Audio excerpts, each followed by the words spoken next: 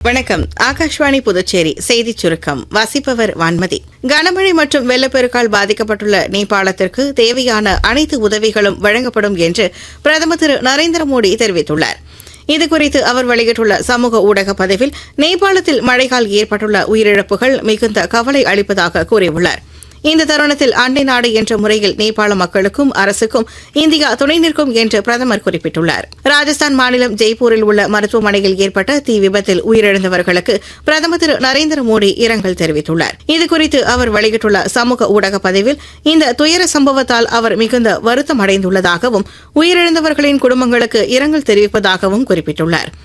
உலகளாவிய தேவைக்கேற்ப உற்பத்தியை அதிகரிப்பது என்பது அணுகுமுறையை இந்தியா பின்பற்றி வருவதாக மத்திய வெளியுறவுத்துறை அமைச்சர் டாக்டர் ஜெய்சங்கர் தெரிவித்துள்ளார்.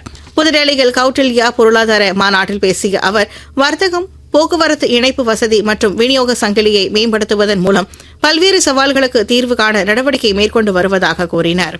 இந்திய கடற்படையின் இரண்டாவது நீர்மூழ்கி எதிர்ப்பு கப்பலான ஆண்ட்ரோத் இன்று நாட்டிற்கு அர்ப்பணிக்கப்படுகிறது. விசாகப்பட்டினத்தில் நடைபெறும் இந்நிகழ்ச்சியில் கடற்படையின் துணை தளபதி வைஸ் அட்மிரல் ராஜேஷ் பந்தர்கர் தலைமையேற்கிறார். இக்கப்பலின் சேவை இந்திய கடற்படையின் திறன் அதிகரிப்பு மற்றும் உள்நாட்டு மயமாக்கலில் குறிப்பிடத்தக்க மைல்கல்லாக அமையும் என்று பாதுகாப்பு அமைச்சகம் தெரிவித்துள்ளது.